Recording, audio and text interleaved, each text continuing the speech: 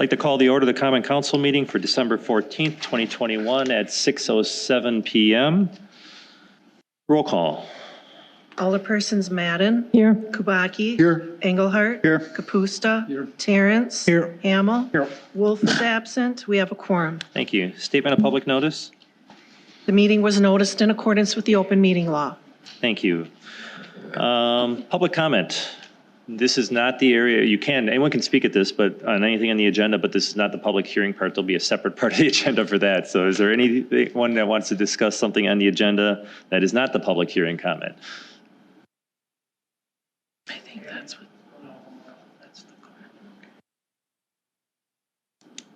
Is he filling it out for the public hearing or for the public comment? Okay. All right, we'll move on. Communications from the mayor's office. Just wishing everyone a Merry Christmas, happy holidays, and New Year's coming up. City Hall will be closed on December 23rd and 24th for the holiday. And any tax check, I believe, has anyone gotten their tax bill yet? Yeah. I heard one person online got theirs today. You can pick it up online. Yeah, you can get, I was going to say that. You can view it online. You should be getting it this week. And most people's have gone down overall. So that's a good thing. That's all from from communications from the mayor's office. Public hearing. I'm going to open up a public hearing to consider the petition of John Whalen of Cornerstone Development to rezone a property known as tax key numbers 2176.995, 2173.995.001, and 2173.996.001, located on Martin Drive, from M1 Light Industrial District to RSE Suburban Estate District to PD Planned Development District based on RS2 Suburban Resident District for the purposes of allowing a future single-family subdivision. At this time, we'll take a brief introduction from Sure. Aaron. Yeah, just real briefly. As the mayor spoke, this is a development. They're asking for a rezoning from M1 and RSE to a planned development district with an RS2 base zoning. This is very similar to the Kirkland Crossing subdivision that was approved a few months ago. Overall, the site is approximately 21 acres in size with 30 lots and 2 outlots. The outlots would be for the stormwater management portions of the development. Also, there's a 2020 comprehensive plan amendment. And this again is just like the Kirkland Crossing where this would have been approved or recommended for low or medium density residential, a change to that with the new comprehensive plan. But this again is ahead of the comprehensive plan, the new amendment. So that's why they're going forward with this amendment process. Also, there was that sewer service study that showed that this area would be feasible to be serviced with gravity sewer. That was another major breakthrough with, that helped with the Kirkland Crossing subdivision.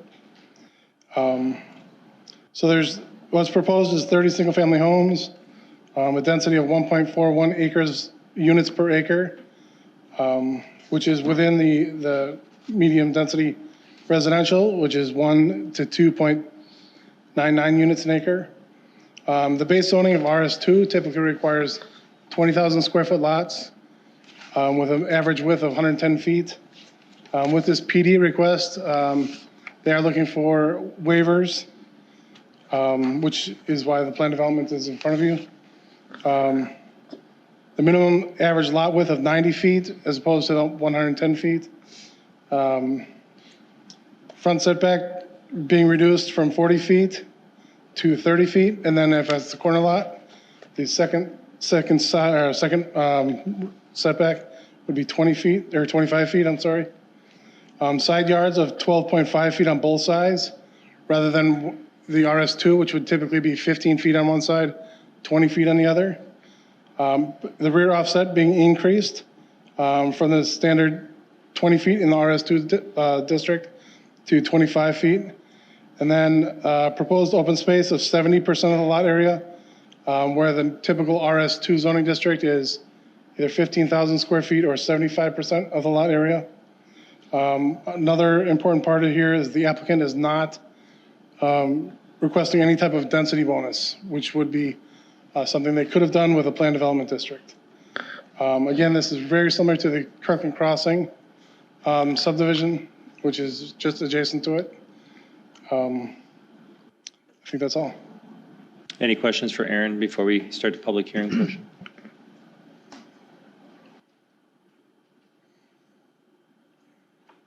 All right, thank you. At this time, anyone who would like to be heard on this matter, I've got, it's like 3 that filled out the slips. We'll just take them in random order here. Howard Schneider, please step forward, say your name and address for the record. And you have either microphone you can use. Just the right height. It's not on.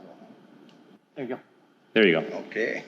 Howard Schneider, West 26 South 6850 Jewel Crest Drive. I live across the bay from where this potential drainage from this new subdivision is going to be draining into the lake.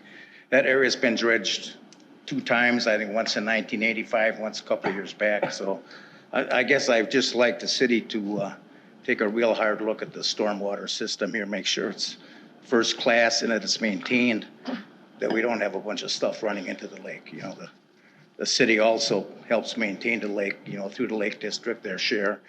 So it would be to everybody's benefit to see that this is done right. And that's all I have on that. On another matter, I was just looking at the county's GIS site, and it looks like the top of the ski hill in Park Arthur is in on the developer's property. I know those lines aren't always right, but maybe that's something you should look at. Yeah, typically those lines aren't perfect, but. That's all I have.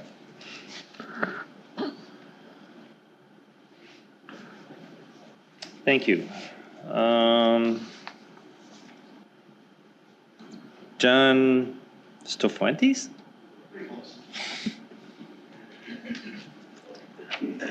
I'll let you say it correctly when you come up to the microphone with your address. John Cifuentes. Okay, thanks. South 66 W17752 Copper Oaks Drive. So I'm right across the street from where this development's going to be. I'm for it. My biggest concern is Martin Drive is already a pretty busy thoroughfare. Are they going to do anything to change that as far as either widening it, turn lanes, directing traffic only onto College? Also, is that huge development, from what I understand, 150 lots in total, not just where this rezone is? So we'll be talking about this on an agenda item. With the public hearing, it's kind of one-way information right now. Yeah, okay. So when we get to that part of the agenda, we can address right now. Is that tonight still, or is that? Yes. Okay. Yeah. So I guess that's what I want to know is how is traffic going to be handled? It's pretty busy as it is. We live right in that corner, so we have firsthand knowledge of that. With all that new development, is Martin Drive going to be widened? College going to be widened? Turn lane, that, I guess that's our biggest concern. And like the Quietwood subdivision has they call it a trail, but basically it's sidewalks. Mm-hmm. Is this going to do that? I guess we would like that because, as you know, Muskego doesn't have a lot of sidewalks for walking.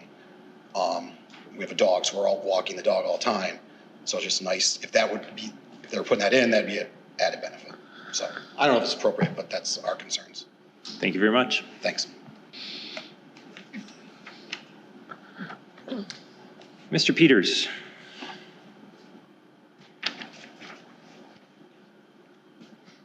Hello, Alan, can you hear me okay? Or should I maybe? Did it go off? Can you check that?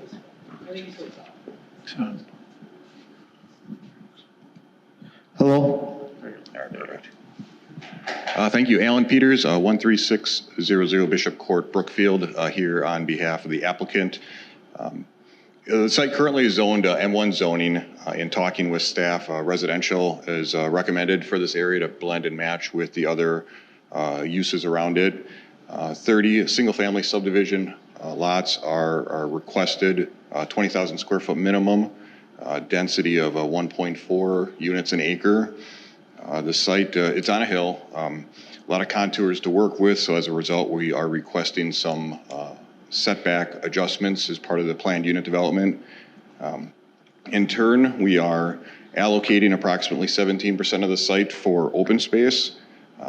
We take stormwater very seriously. We'll definitely make sure that's done properly and adequately. One way that we do this are bioswales and different infiltration opportunities. We also like to plant native plantings around the stormwater basin to help with stormwater volume and quantity. We understand the proximity to the lake, so we'll definitely work with staff to make sure that's done appropriately and adequately. Traffic, this project is just laid out for the site itself. It doesn't connect to the adjacent larger project, the Kirtland Crossing. So this would just be the 30 single-family lots with this one. But obviously, we want a safe driving environment for all, so we're supportive of those recommendations as well. So we look for your support this evening. Thank you. Thank you. Does anyone else like to be heard on this matter? Going once?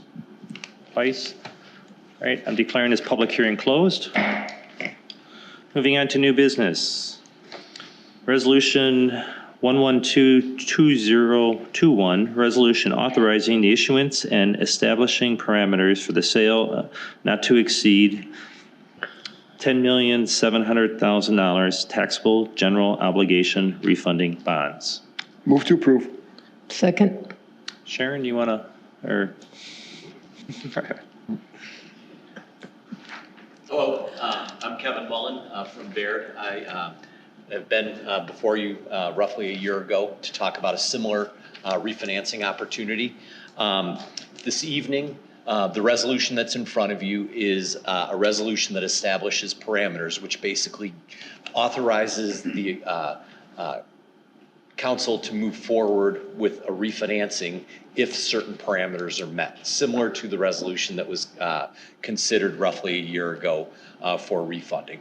This specific resolution would be used to refinance a 2013 borrowing that is callable in 2023. So it's considered an advance refunding because you would be prepaying it more than 90 days ahead of the call date. And because of that, the federal government requires it to be done as a taxable borrowing. Obviously, interest rates are relatively low right now, but there's a lot of talk in the general public and with policymakers that interest rates are starting to move up. So we feel that it's appropriate to move forward with considering a taxable advance refunding if it makes sense. This resolution basically establishes the maximum cost that would be involved in this, 1.75%. We're hopeful that the cost would be less than that, and establishes a minimum threshold for savings. That minimum threshold identified in the resolution is 4% of present value savings. Presently, based on a taxable borrowing that was sold in the market on Monday, the total savings would be roughly 8% if interest rates held in. So I put together a summary of what that would look like in terms of savings relative to the loan that's outstanding. And you can see that savings results in roughly $95,000 a year on average, a total savings of $870,000, and on a present value basis, which is the best way to measure that, roughly 8%. So that's based on interest rates as of Monday. The reason that we're considering a parameters resolution, there would be two ways to approve it. One would be for us to come to you with interest rates on the day of the sale, but that would require us to wait until a board or a council meeting. We'd rather have the flexibility, because it's interest rate sensitive, to get set up and then move forward when the opportunity presents itself, which hopefully will be soon. So in terms of the process, we've already met with Moody's Investors Service to start the rating process. Hopefully we'll have a rating tomorrow midday. Once we have that rating, we could move forward.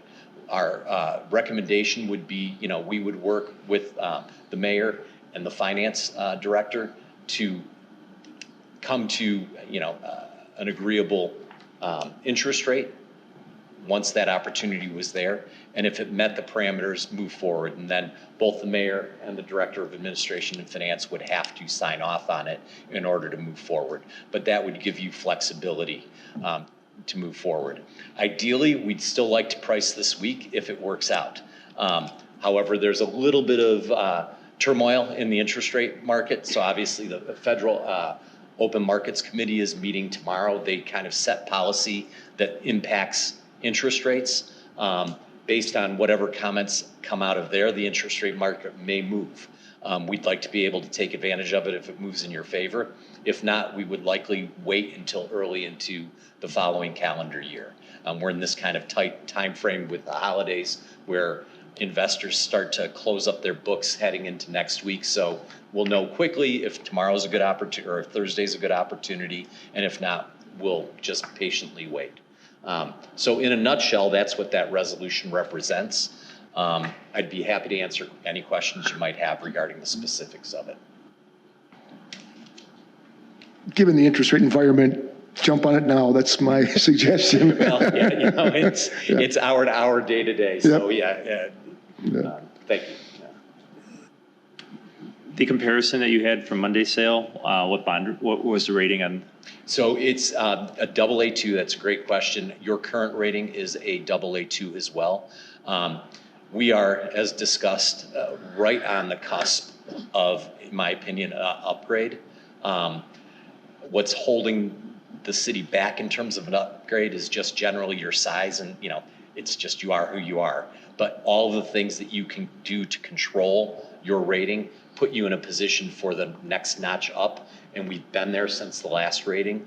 We're slightly improved from the last rating. So, you know, we're fingers crossed that this will result in an increase in the rating, which would slightly reduce that interest rate in comparison to the Grafton sale.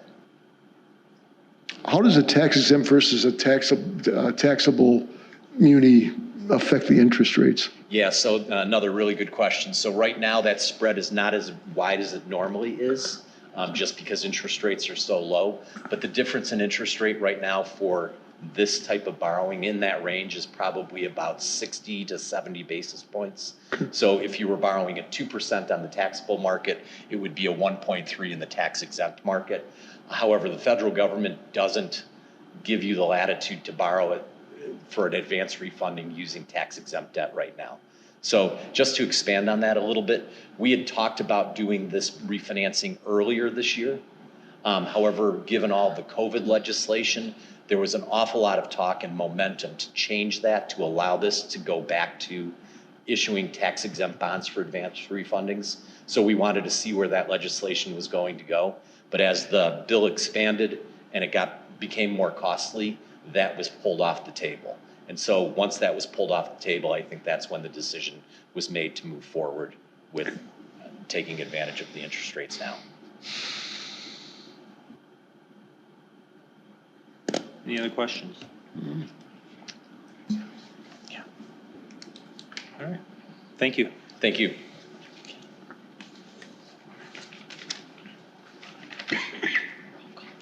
Yep. All right. Is there any other questions regarding this refinancing? Hearing none, can we do a roll call vote? Alderpersons Madden, Yes. Kubaki, Yes. Engelhardt, Yes. Kapusta, Yes. Terrence. Yes. Hamel. Yes. Thank you. 5, Six, nothing. 0. Thank you. Moving on to consent agenda. Approval of November 23rd, 21 Common Council minutes. Resolution 110201, 2021.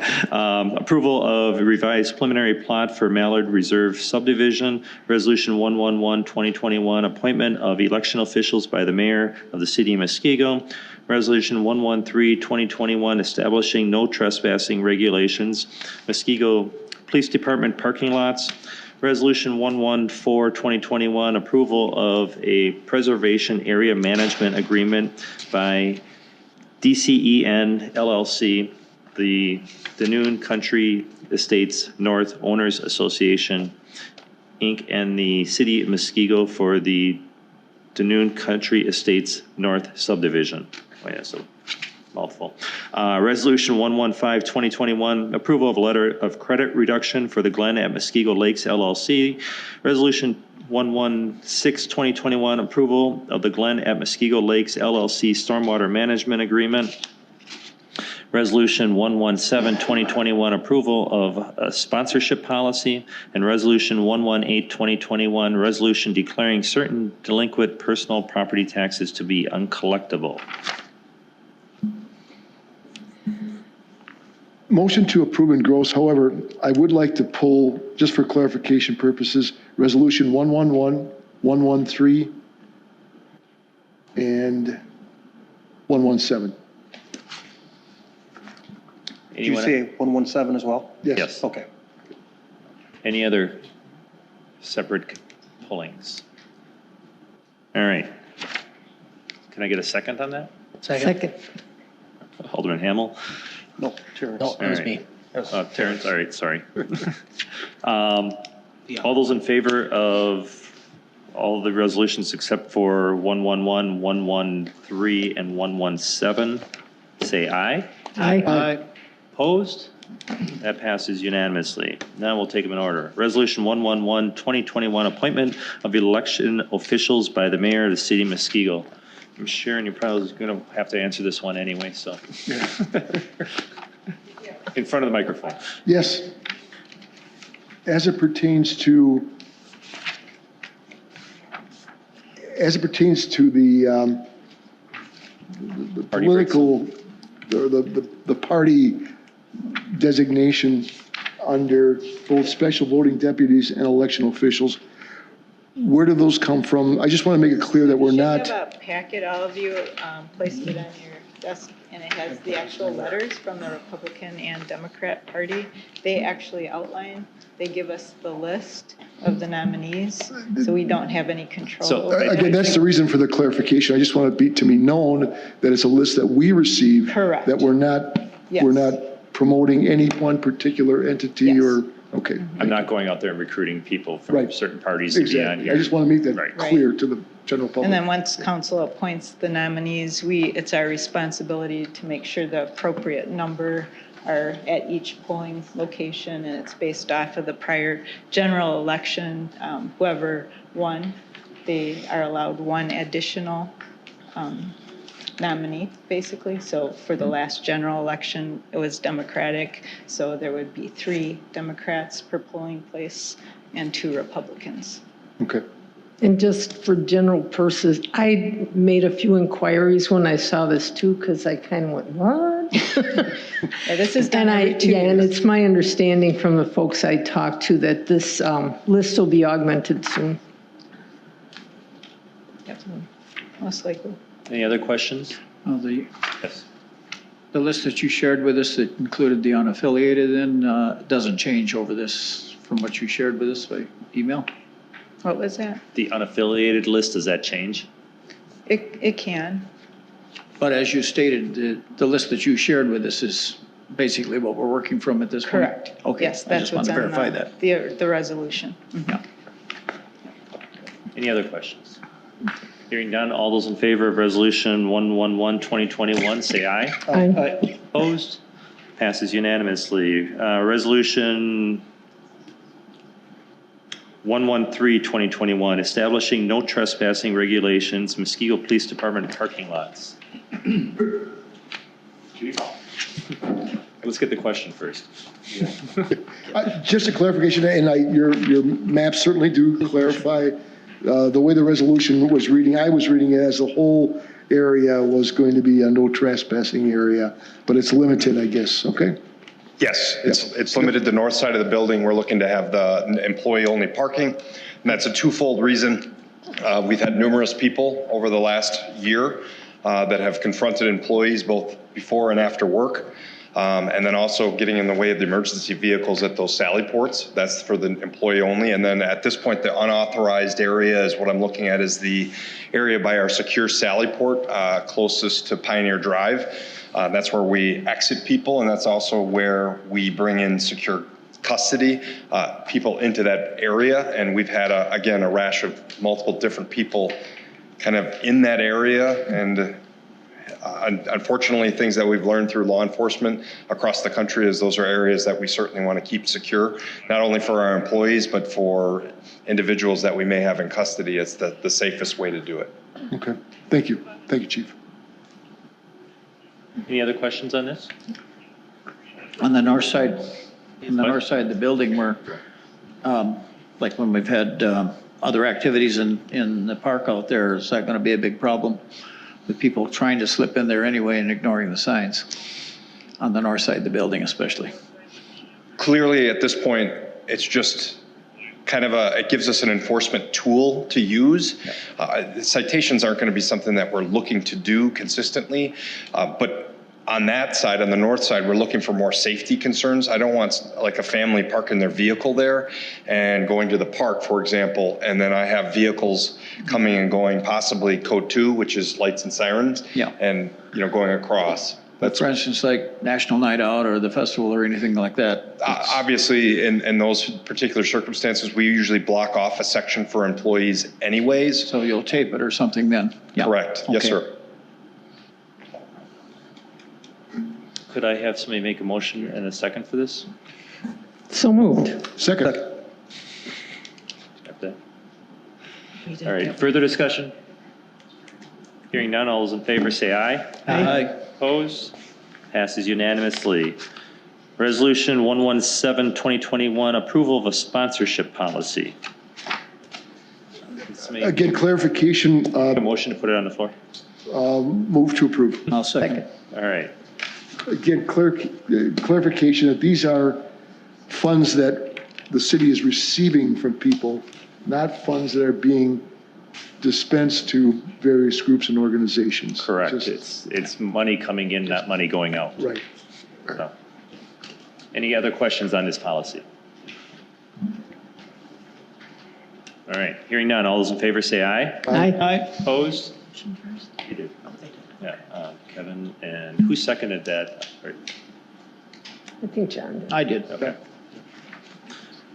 All those in favor say aye. Aye. Opposed? Passes unanimously. Thank you. Moving on to review of committee reports. In front of you have the Finance Committee minutes from November 9th, Committee of the Whole minutes from October 12th, and Plan Commission from November 2nd.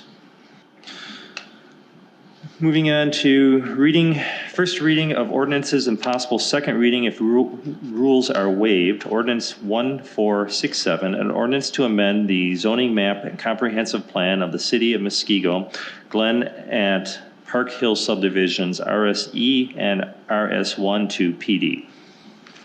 This is just the first reading. Does anyone have any information or comments they want to make or questions for staff or the petitioner before we do the second reading at the next meeting? Scott, do you have any comments that the petition that we brought up, like the road study or anything like that, or anything we can say? Stormwater for sure. I mean, again, we're in the MSD area, which is more strict than DNR. We'll make sure that stormwater is taken care of. They have to follow the rules. It's stricter than, like I said before, DNR, but that'll be definitely something. Again, I haven't seen the plans, but we always try to do, when we look at the road, whether or not we need like a little right turn or left turn, kind of like little angles into based off of the subdivision. So that will all be looked at engineering wise. We have not seen a plan yet. I just first comes to you guys and then I see the engineering, but we look at it. But Zoning is the first step of this whole Yeah. process. There's going to be plot reviews and everything else where we get more into the meat of the details. Any questions like related to, college, that's county. I would assume too, Martin, I understand it's 2 lanes. Us expanding the road does not seem feasible because that means that we have to maintain 4 lanes of road. Even with Kirtland Crossing, it's something that we have not looked at, so. I know something that we had chatted about, and this is not, I guess, a zoning thing and more the long term, but the idea of more people, potentially walking path, things to consider, but I realize that that's down the road, but that's come up as a concern. Correct, and remind everyone, that did pass Public Works, and so I will probably, as a capital for 2022, for 2023, I will have a cost from looking at doing Martin Lane, I think from where we stopped there, which is right by the church, kind of that area, and then I think it stops right by Lannon, in that area where there is none, so. Is this in the 25 or 35 zone or part of each? It's Is split. it 35 there or 30? 25 and 35. Because when you go down the hill, it 25 changes. drops When you go down the hill, it next drops to down the 25. Yeah, I would have to Because they got the little thing look out at it, there I know now. it changes there. I can't remember if 25 goes that far east or not. It does not, It does not, okay. right after that. Right, yeah, that's correct. Any other questions or comments? All right, thank you. Again, this is just a first reading. This will be coming back at the next council meeting for its second reading. It's also the first step of this process. There's more details and everything that comes by different committees and staff and everything before we actually have, first dirt moved, so. Moving on to voucher approval. Move to approve utility vouchers in the amount of $54,536.80. Second. Discussion, all those in favor say aye. Aye. Opposed, that passes. Motion to approve general fund vouchers. The general fund vouchers published amount was $1,163,248.78. The actual amount is $1,163,257.78, or a difference of $9. Second. Discussion, all those in favor say aye. Aye. Opposed, that passes. Motion to approve wire transfers in the amount of $183,10. Second. Discussion, all those in favor say aye. Aye. Opposed, that passes as well. City officials report communications and miscellaneous business as authorized by law. Is there any updates from any of the aldermanic liaisons? All right, any other future agenda items requested? Hearing none, a motion to adjourn would be in order. Move to adjourn. Second. All those in favor say aye. Aye. Opposed? We're adjourned at 6:38.